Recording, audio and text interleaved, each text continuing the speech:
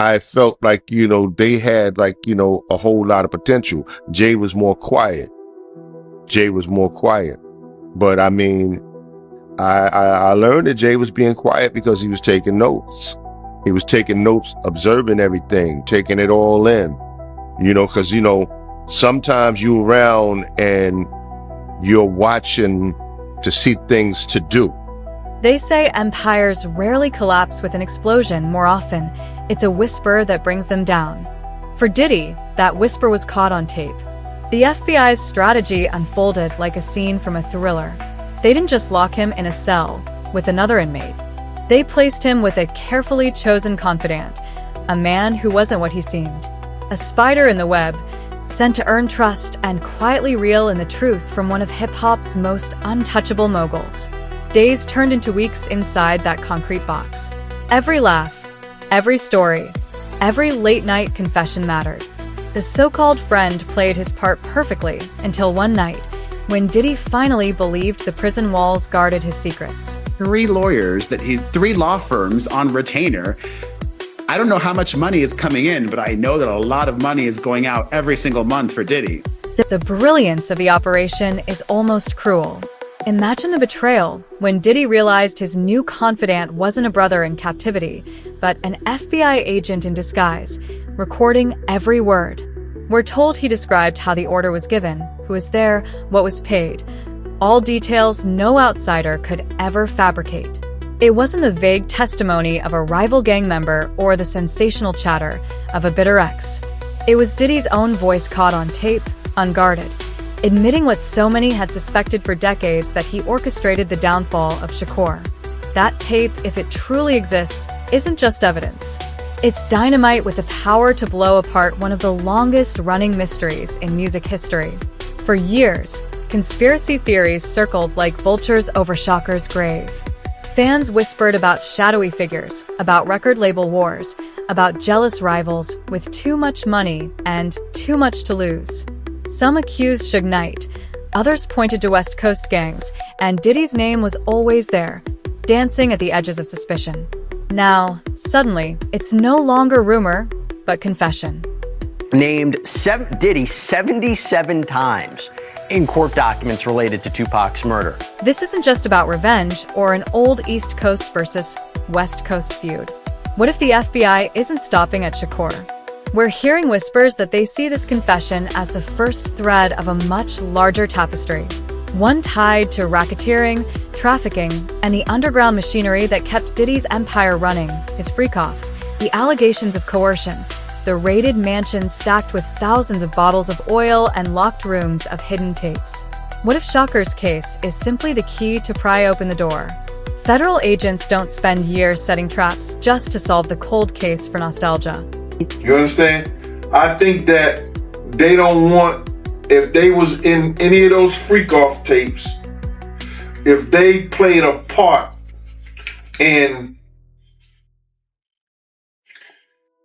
any of those Diddy sessions, they don't want it to get out to the general public to make up their brand. And then there's the second rumor, the one that flips everything on its head. What if Shakur's story wasn't just about silencing a rival? What if the plan was never to erase him, but to make him vanish? We've all seen the theories. Sightings in Cuba, locals in Havana swearing they saw him strolling by, bodyguards hinting at secret flights out of LA under the cover of night. Michael New York, the exec officer, insisted he helped smuggle Shakur away, swapping a body in a morgue, sneaking him onto a plane, flying him to the Caribbean and onto Cuba. He described the hugs, the handshakes, the relief of escaping what he called a prison of fame. Even Suge Knight once hinted, "Why you think nobody been arrested if they said they the one that did it? Because Shakur not gone." Could it be that Diddy wasn't just eliminating a rival, but helping facilitate the ultimate disappearing act gone wrong? Look closer, and the cracks widen. Why was Shakur, who usually wore a vest, caught without one that night? Why did a normally buzzing Vegas strip produce no reliable eyewitnesses to the shooting? Why did the coroner list his height and weight incorrectly? And what about the supposed autopsy photos so many call that thing, and I was big man. That was the extent of our beef. If Diddy truly admitted his hand in the plot, Was he bragging about arranging Shakur's end or confessing to a role in a cover-up so wild it makes Hollywood look tame? That's the twist that keeps fans awake at night. Some insist they've seen Shakur live in Vice, others in Havana, even in nightclubs besides celebrities who should know a ghost. There are photographs that look eerily convincing until skeptics cry Photoshop. There are lyrics in his posthumous albums that read like coded messages inside the Dawn the 7-Day Theory. The text itself seemed to wink at us. Exit Shakur. Enter Machiavelli. Rearrange the letters they said, and you get I'm alive, K. Too many coincidences or too much smoke for there not to be fire. What's more, if Shakur did escape, why? His own mother once said her son had chose to leave quietly. Chose. Not forced, not taken. Chose. That one word has haunted fans. If true, then Diddy's role becomes something far stranger than a mob-style contract. It suggests a partnership. Now, I ain't trying to say that's some kind of conspiracy and maybe some other shit was going on or this, that, and the third. But brother, he had that conversation with K. Slade 2 weeks before he was murdered. The thought alone sparks a chilling possibility. If Shakur was smuggled out because a hit had been placed on him, then who ordered it? And why was Diddy's name always circling so close to the fire? Did he pay to silence a rival or to help him disappear? Only for the plan to spiral into chaos? Piece together the missing witness in Diddy's trial, the federal raids, and the gang insiders like Kefi who swore Diddy offered millions for heads to roll, and the fragments merge into one grim picture. The timing, the money. You know, the guy's not here. And you gotta figure, we never met. So you and Tupac never met. That was just... So it's nothing personal. Him and Big. And here lies the cruelest irony. While Diddy sits in a cell, staring down accusations that could lock him away for life, the world speaks the name of Shakur louder than ever. Whether buried in the ground or hidden in exile with a cigar in hand, his ghost feels more alive than Diddy's reputation. That is the ultimate downfall, an empire reduced to whispers on tape, a legacy shattered by the very secret he thought would never escape his lips. Because if the FBI truly holds that recording, this isn't just the end of Diddy's career. It's the rebirth of one of music's greatest mysteries, pulled from the shadows and set ablaze, forcing us to ask, what else has been hidden all along? And if this entire operation was crafted to bait him into confession, we must wonder. And that was to destroy East Coast rap. And what I mean by that, and I know people gonna like, yo, Gene is out of his mind and everything like that. Check this out, brother. Rumors swirl that this is only the beginning. Federal prosecutors are pulling threads from the 90s, weaving them into today's indictments, using the Shakur case to prove Diddy's empire was never built on music alone. The parallels are chilling. Where insiders once whispered about million-dollar bounties, now the talk is of NDAs, silenced victims, and missing witnesses.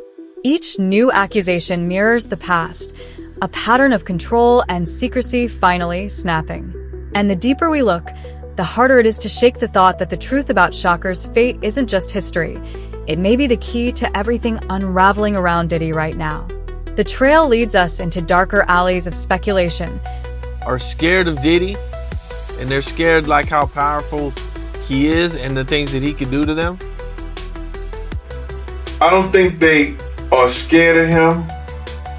I think they more so... The man planted in Diddy's cell wasn't some random convict. He was a strategist, a trained manipulator who knew exactly when to stay silent, when to laugh, when to mirror a gesture. Every late-night story, every word exchanged across the bunks was part of a psychological chess game. The FBI left nothing to chance. They handpicked someone who could slowly erode Diddy's defenses until paranoia gave way to trust. And once that trust cracked, the trap snapped shut. You get it? So Puff would have to do something like that if he get on the stand. Now, as far as, is he going to turn people in? Is he going to cooperate? If the federal government wants him to cooperate and they're going to cut his time, because right now he's looking at 15 to life. Picture the moment the betrayal hit him. The crushing realization that his deepest confession wasn't shared with a friend, but fed straight into a recorder. Weeks of late-night talks, believing he'd finally found someone who understood the burden of fame and the taste of downfall, only to learn he'd been speaking to the government all along. The twist feels biblical. A man who built his entire empire on control, brought down by his own unguarded words in the one place he thought was safe. They laid the blueprint for me, and they're not here anymore. So I always want to make sure that, through me, what I'm saying, through all of us, so, that they live on. The deeper we look, the more we uncover the eerie foreshadowing buried in Shakur's music. His lyrics weren't just songs, they read like coded warnings, hinting at betrayal waiting in the shadows. In Ambitions as a Writer, he declared himself untouchable, almost daring his enemies to strike. In Hail Mary, the tone grew darker, filled with visions of betrayal and haunting imagery that fans now dissect line by line as prophecy.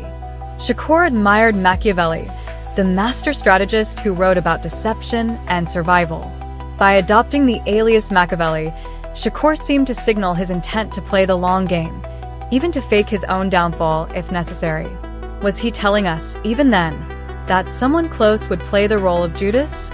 And if that Judas was Diddy, then the prophecy is no longer hidden in metaphor, it's etched in court transcripts and secret tapes. This collision of art and reality gives the scandal an almost supernatural edge. Was Shakur predicting his own betrayal, or was he simply aware of the forces closing in on him? Fans point to his posthumous albums as evidence, claiming he mapped out his fate in advance. Lyrics about trust. If that's part of the indictment, that's somewhat like a blackmail. He was blackmailing people to be in the freak-offs.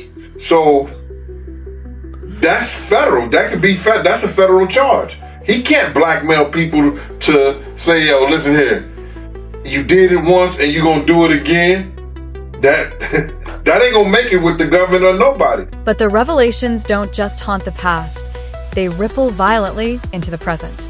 If the confession tape truly exists, the legal consequences could be catastrophic. Diddy already stands trial on charges that could keep him locked away for life, but an admission tying him to Shakur's end would turn every courtroom whisper into a roar. The FBI doesn't even need to drop the audio for the world to hear. Just the threat of it hanging over the proceedings is enough to rattle the entire industry. What happens when prosecutors decide to pull that trigger and play it out loud in front of a jury? The cultural fallout would be just as explosive. This isn't just another scandal about a mogul's private life. It's the reopening of one of music's darkest chapters. The East Coast versus West Coast feud left scars on hip-hop that never fully healed, and to pin Shakur's end directly on one of the biggest figures in that war changes everything we thought we knew. If true, it rewrites the history books. So they was placed to destroy the East Coast rap. And then, long came a somebody. They was about to bring East Coast rap back. And there's nothing they could do about it. And this kid was finna put East Coast. For decades, the narrative has often cast Suge Knight as the obvious villain in Shakur's end. He was in the car that night. He had the enemies. He had the reputation. But what if the story is more twisted than that? What if Suge's role was not as a mastermind, but as a man who understood the value of silence, choosing to let suspicion swirl around him while the real power brokers moved in the shadows? His lack of answers, his refusal to clear the air, may not have been ignorance at all, but a strategy to keep his empire intact. Even if it meant living under a cloud of suspicion, we have to consider the psychology here. Suge was a man who thrived on intimidation, but he was also a businessman who understood leverage.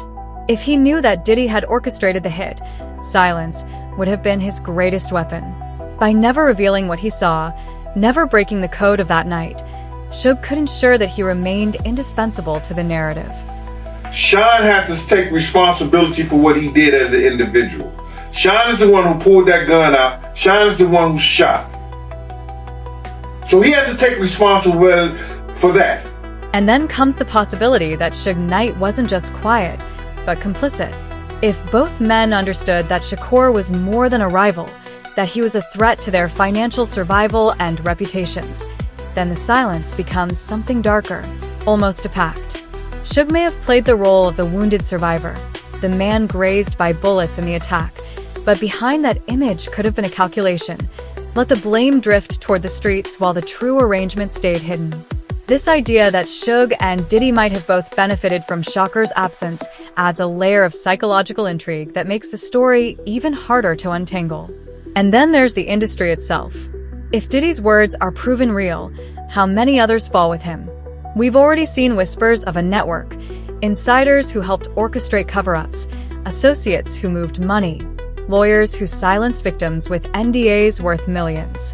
If Shakur's case becomes the cornerstone of this investigation, it could unravel decades of secrets. Record labels, managers, even artists who thought they were untouchable might suddenly find their names dragged into the spotlight.